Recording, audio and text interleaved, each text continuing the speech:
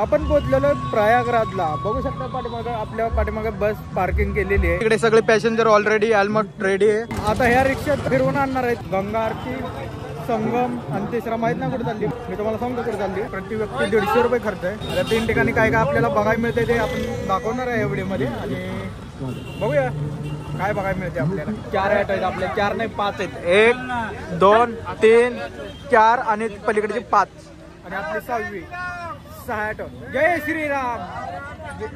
हा जय श्रीराम.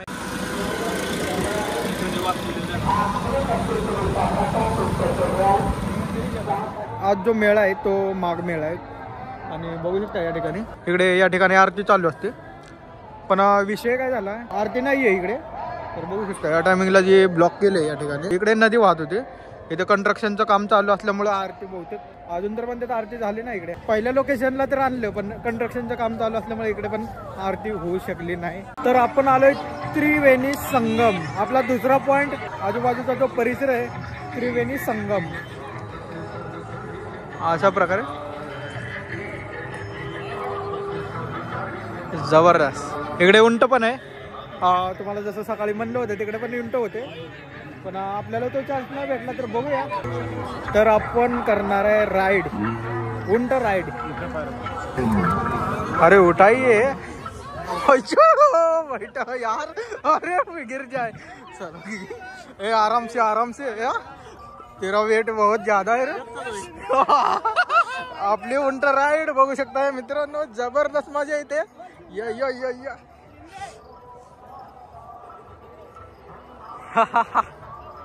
आता आपली उंट राईड असं वाटतं मीच राईड करतोय. अरे मजा घे क्या. आणि उंटाची जी सवारी आहे पर पर्सन 50 रुपये.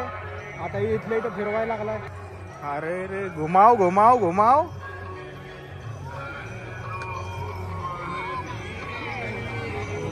कसं काय. इसको बोलते उंट सवारी. अरे इतना छोटा राइड भी है. मुझे लगा 1 किलोमीटर लेके जाएंगे. अरे और घुमाना था उधर. मी कधीच बसलो ना उंटावर, कधीच नाही. आरती चालू झाली. जाऊया आता आरती. ह्या ब्लॉक मध्ये आरती योग आलेला आहे आरतीचा. प्रत्येक तंबूवर तुम्हाला लाईट दिसेल. तंबू म्हणतोय, डांबावरचे लाईट नाही. प्रत्येक तंबूवर जेवढे लाईट लावलेले आहेत सगळे साधू संत महाराज आहेत असं आपल्याला वयस्कर आजोबांनी सांगितले. त्यांनी याच्या आधी इकडे दर्शन घेतलं होतं.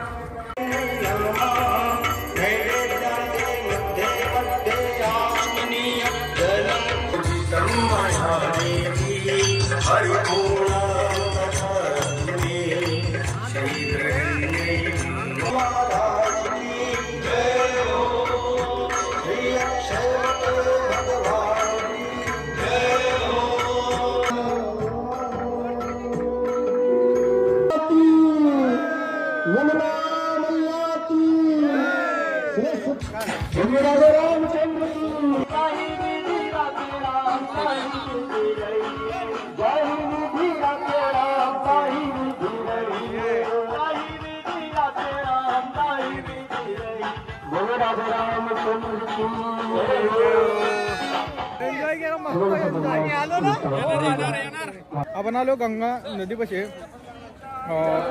त्यावेळेस काय त्याचं काय पाणी घेऊन नाही जाणार घरी. आपण फक्त दर्शन घ्यायला आलोय. हात जोडणार. थोडासा प्रसाद घेतला आपण. प्रभू रामचंद्र मंदिरात आपण प्रसाद घेतलेला आहे अयोध्यामध्ये.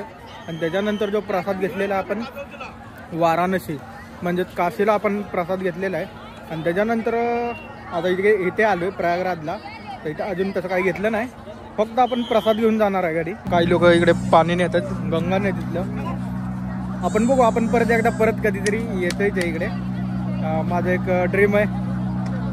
यूट्यूबचा व्हिडिओ बघूया आता टाकवेल नाही टाकेल. बाईक रायडिंगचा आहे. पण माझी इच्छा आहे तिकडे जायची, लेह लडाखला. असं आहे, बघूया कधी शक्य होईल. आजोबांनी मस्तपैकी तिलक लावून घेतलं बघू शकताय. राम राम त्रिशूळ जबरदस्त लावलेलं माथेवर टीका. त्याला म्हणलं चांगलं लाव, पैसे कमी दिले बरं का. त्याला 10 रुपये द्यायचे होते, 5 रुपये दिले, सुट्टे नव्हते म्हणून 500ची नोट होती यार. मानला तर आपली गाडी एकदम छोटीशी ऑटो. हे तर आपण बसून जाऊया.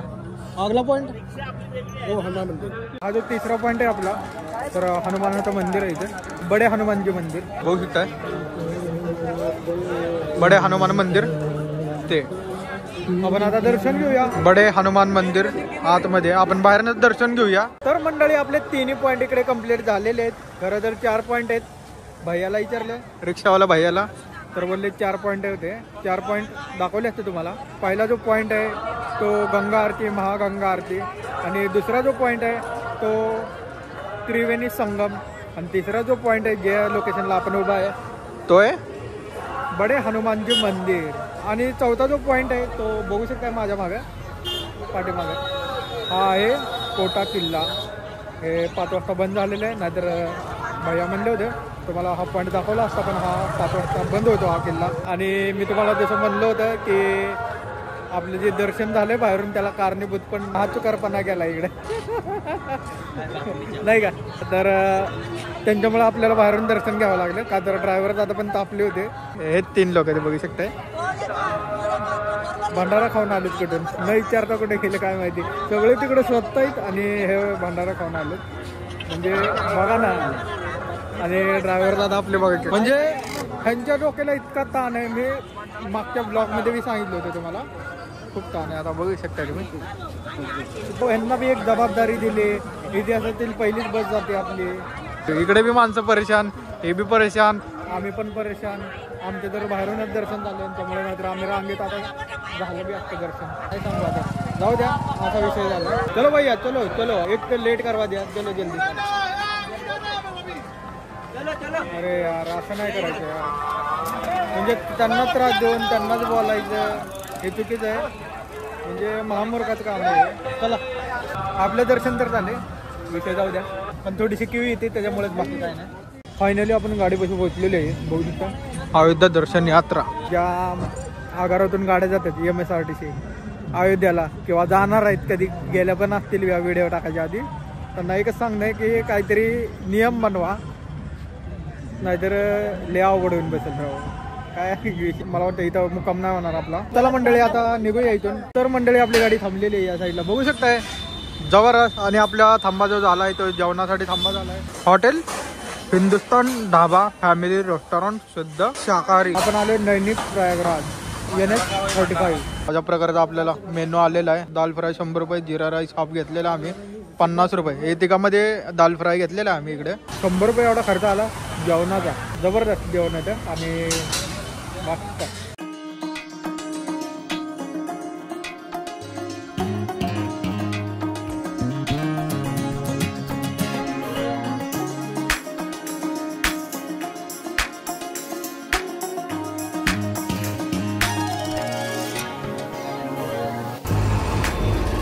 पुढचं काहीच दिसत नाही. 110 किलोमीटर असंच आहे आज, तरी 50-60च्या स्पीडनं गाडी आहे.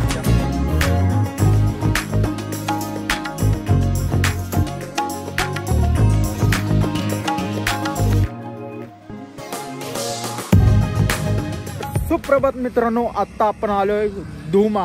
खूप जास्त धुक्याचं माझ्या पाठीमागे बघू शकता, एकदम जबरदस्त. पुढचं काहीच दिसत नाही. आता आपण धुमाच्या बायपासला आहे, धुमा गावाच्या बायपासला. आणि आता 8 वाजलेले. 8 वाजल्यासारखं वाटतंय का तुम्हाला? आता आपली गाडी जाणार आहे नागपूरवरून धुळ्याला गाडी जाणार आहे आपली. आपण जो प्रवास थांबवणार आहे तो फक्त नागपूरपर्यंत आहे. का तर ती नागपूरवरून गाडी जाणार, धुळ्याला म्हणल्यावर मला पोहोचायचे. आता दर्शन वगैरे सगळं झालंय, त्यामुळे नागपूरवरून आपल्याला तिकडून तिकडे जायचे सोलापूरसाठी. ही जी गाडी आपण सोडणार आहे ती नागपूरमध्ये सोडणार आहे. आणि दर्शन एकदम मस्त झालेलं. 3ही दर्शन एकदम बेस्ट होते. आणि आपण जिथं उभारलोय तिथून नागपूर फक्त 200 किलोमीटर अंतरावर आहे. आपल्याला 4 तास लागतील नागपूरला पोहोचायला. टायमावर पोहोचलो तर आपण 4ची गाडी घेऊया, नाही त्याच्या आधी जरी पोहोचलो तर आपण पुढे जाऊन तरी मार्ग कव्हर करूया सोलापूरवाला. ऑलरेडी आपण नागपूर सोलापूर हा व्हिडिओ ब्लॉग बनवलेला आहे. 2 बनवलेत नागपूरवरून. नागपूर सोलापूर, नागपूर पंढरपूर. नागपूर सोलापूरची जी गाडी आहे ती 4 वाजता लागते. आणि शेवटची जी गाडी आहे नागपूर पंढरपूर ती लागते 10 वाजता, 10:15 वाजता. शिवनी इथून 84 किलोमीटर आहे, लखनौहून 25 किलोमीटर आणि 34 नंबर यानेच 34. बाकीच्या आगारातून ज्या गाड्या चालल्या त्या थोड्याशा कॉस्टली आहेत आणि स्लीपर तर फारच कॉस्टली आहे. आणि काय काय असं म्हणतात की आम्ही ट्रेननं प्रिपेअर करू, काही जण म्हणतात आम्ही असं करू तसं. म्हणजे तुम्हाला जसं जमतंय तसं तुम्ही ट्रॅव्हल करू शकताय, जसं तुम्हाला पटेल. Railway, by bus, by plane, aeroplane पण आहेत. आता इथे काही नाश्ता वगैरे काही घेत नाही. बघूया आता हॉटेल इथे थांबली आपली नर्मदा हॉटेल फॅमिली रेस्टॉरंट, इथे आपली गाडी थांबलेली आहे. कालचा जो जर्नी होता बनारस आणि प्रयागराज असे 2 आपण केलेले आहेत एकाच दिवशी. गाडी प्रयागराजवरून नॉनस्टॉप इकडे आलेली आहे, म्हणजे आपण परतीच्या दिशेला चाललोय. आता सगळ्यात महत्वाचा इश्यू जो झाला तो चार्जिंग पॉईंट आहे. तर बघू शकता पाठी मग आपली गाडी रेडी झालेली आहे, नागपूरच्या दिशेने रवाना होते. चला आता 200 किलोमीटर गाठूया आता आणि पोचूया नागपूर. टंटाडा फायनली लॉक झालेला इकडचा.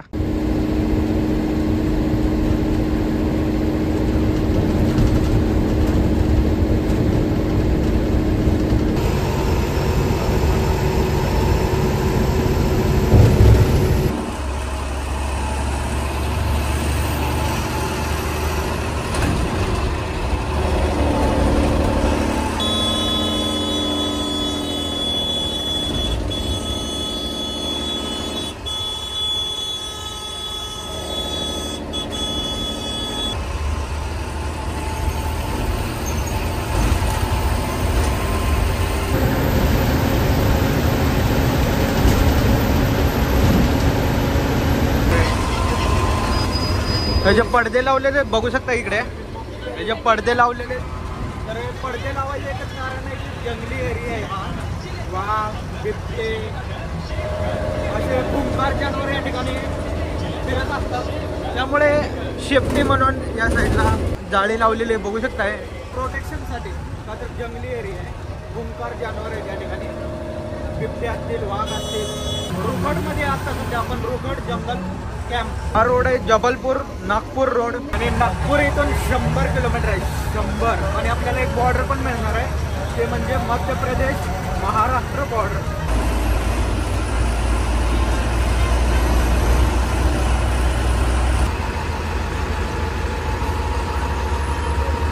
मध्य प्रदेशमधलं शेवटचं गाव पौसा आपण आता सोडलेले. नागपूरचा टोल नाका आपला पौसा टोल नाका लागलेला आहे. त्याच्यानंतर आता गाडी आली महाराष्ट्र हद्द. आता महाराष्ट्र हद्द चालू झाली बघू शकताय. अजून आपला 78 किलोमीटरचा डिस्टन्स आपल्याला कव्हर करायचा आहे नागपूर.